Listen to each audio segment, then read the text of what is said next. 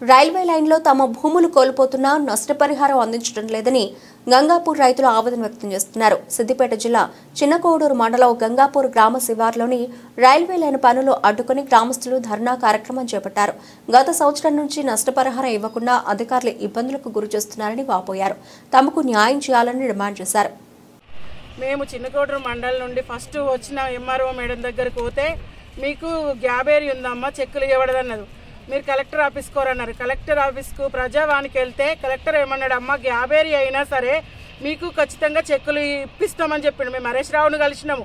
హరీష్ రావు కూడా వాళ్ళది ఏరియాకి వెళ్ళినాము. మేము ముఖ్యంగా వాళ్ళకి చెక్కులు ఇవ్వాలి, రైతులు వాళ్ళందరూ నేను వెళ్ళి చూసొచ్చిన అని చెప్పిండు.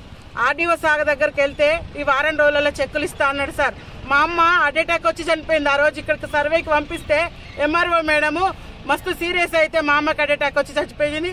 మాకు ఎలాంటి అభివృద్ధి చెందుతలేదు సార్. మమ్మల్ని నుప్పు తిప్పల పెడుతుర్రు. గవర్నమెంట్ ఏదో అనేది మాకు ఖచ్చితంగా చెక్కులు ఇచ్చేదాకా మేము ఎలాంటి వర్క్ చేయనీయం సార్. మా శవాలనైనా దాటి మీరు ఇక